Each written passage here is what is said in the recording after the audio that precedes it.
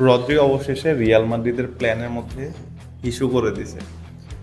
গতকাল রাত পর্যন্ত রিয়াল মাদ্রিদের ফ্যানরা মনে করতেছিল যে রদ্রি রিয়াল মাদ্রিদে আসতেছে, কিন্তু রদ্রি এখন যাচ্ছে বার্সেলোনায়। দেখেন, এই জায়গায় কি হয়েছে আমি জানি না, তবে আমার কাছে পার্সোনালি যেটা মনে হচ্ছে সেটা হচ্ছে রদ্রিকে নিয়ে পেরেজ আসলে কোনোভাবে কনভিন্স ছিল না। বাট রদ্রি যখন ওয়ার্ল্ড কাপে ভালো পারফরমেন্স করছে তখন হয়তো পেরেজকে কোনোভাবে রাজি করানো হয়েছে, এবং পেরেজ যখন ম্যানচেস্টার সিটির সাথে কথা বলছে তারা হয়তো ধানাই পানায় কিছু একটা করছে, যার কারণে রদ্রিকে নেয় নেয়। আরেকটা রিজন হচ্ছে কামাভিঙ্গা। প্ল্যান ছিল যে কামাভিঙ্গাকে বাদ দিয়ে রদ্রিকে ওই জায়গায় নেওয়া হবে, তো কামাভিঙ্গাকে কোনোভাবে রিয়াল মাদ্রিদ ছাঁটাই করতে পারে নাই, যার কারণে রদ্রিকে নিতে পারে নাই। আর ওই দিকে ডিল ফাইনাল করে ফেলছে বার্সেলোনা, মানে রদ্রি নিজেই বলছে বার্সেলোনার সাথে কথা বলতে। তো বার্সেলোনার সাথে রদ্রির ডিলটা মোটামুটি ফাইনাল হয়ে যাবে। বার্সেলোনা এমনিতেই হচ্ছে মিডে স্ট্রং, খুব ভালো ভালো প্লেয়ার আছে বার্সেলোনায়। সেখানে যদি রদ্রি এসে অ্যাড হয় তো বার্সেলোনা মিড আরও বেশি স্ট্রং হয়ে যাবে। তো মিড যেহেতু খুবই ইম্পর্টেন্ট ফুটবলের জন্য, সেক্ষেত্রে বার্সেলোনা অবশ্যই ভালো করবে। So best of luck for Barcelona. আর রিয়াল মাদ্রিদ কী করছে দেখেন, রদ্রিগে তো কিনে নাই, কিন্তু করছেটা কি, রিয়াল মাদ্রিদের কেনার কথা ছিল অলিসকে, তো সেটা তো পারে নাই, বায়ার্ন মিউনিখকে একদম ডিরেক্ট না করে দিছে। তো রিয়াল মাদ্রিদ চিন্তা করলো অলিসের পরিবর্তে ডিসকাউন্ট কাউকে আনা যায়। তো ডিসকাউন্ট কাউকে আনতে গিয়েও মোটামুটি অলিসের সমান দাম দিয়ে তাকে কিনতে হয়েছে। যেমন বলতেছিলাম হচ্ছে ইয়ান দিয়ামানদের কথা, যাকে কিনা 100 মিলিয়ন দিয়ে কেনার কথা ছিল রিয়াল মাদ্রিদের।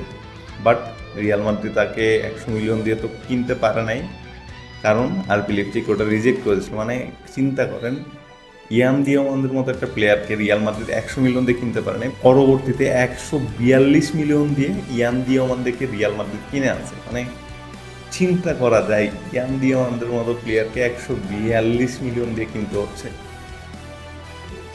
যদিও হচ্ছে ইয়ান দিয়ামানদে অনেক প্রমিসিং একজন প্লেয়ার, ভালো করবে আশা করি রিয়াল মাদ্রিদে এসে, but 142 million is too much.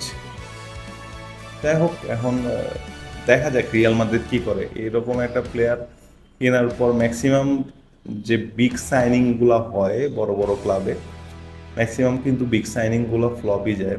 খুব কম বিগ সাইনিং হচ্ছে শাইন করতে পারে ওইভাবে। তো দেখা যাক এখন রিয়াল মাদ্রিদ কী করে। হ্যাঁ, রিয়াল মাদ্রিদের লাস্ট বিগ সাইনিং মোটামুটি বলা চলে যে জুড বেলিংহাম। তো জুড বেলিংহাম রিয়াল মাদ্রিদে সাইন করতে পারছে। তারপর যতগুলো প্লেয়ার কিনা হয়েছে কোনো প্লেয়ারই ওইভাবে সাইন করতে পারেনি। রিয়াল মাদ্রিদের সব থেকে বড় ফ্লপ সে ইডেন হ্যাজার্ড, সেও কিন্তু বিগ সাইনিং ছিল। তারপর আপনি যদি বলেন মাস্টানটুনো, তাকেও কিন্তু হিউজ অ্যামাউন্ট অফ মানি দিয়ে কেনা হয়েছে তার বয়স আন্দাজে। তো দেখা যাক রিয়াল মাদ্রিদ আসলে কি করে। এখন কিছুদিন পর লা লিগা শুরু হবে, তখন বুঝতে পারবো রিয়াল মাদ্রিদ আসলে কতটা ভালো খেলতেছে। কারণ এই যে লাস্ট যে ফ্রেন্ডলি ম্যাচগুলো দেখতেছি, এই ম্যাচগুলোতে আসলে ওই রকম প্লেয়ারও নাই। আর সত্যি কথা বলতে রিয়াল মাদ্রিদও হয়তো ফ্রেন্ডলিতে অত জোর দিয়ে কখনোই খেলে না। আমি যত রিয়াল মাদ্রিদের খেলা দেখছি, ফ্রেন্ডলি ম্যাচে একদম গা ছাড়া ভাব থাকে রিয়াল মাদ্রিদের সব সময়। তো এটা দেখে আসলে বোঝার কোনো উপায় নেই। লা লিগা শুরু হইলে তখন বুঝতে পারবো রিয়াল মাদ্রিদ আসলে কতটা কামব্যাক করতে পারছে, যেহেতু লাস্ট 2টা সিজন ট্রফিলেস গেছে। তো এই সিজনে রিয়াল মাদ্রিদ কিছু না কিছু তো করতেই হবে, হয় লা লিগা বা চ্যাম্পিয়ন্স লিগ, কিছু না কিছু তো জিততেই হবে, নয়তো মুখ দেখানো যাবে না।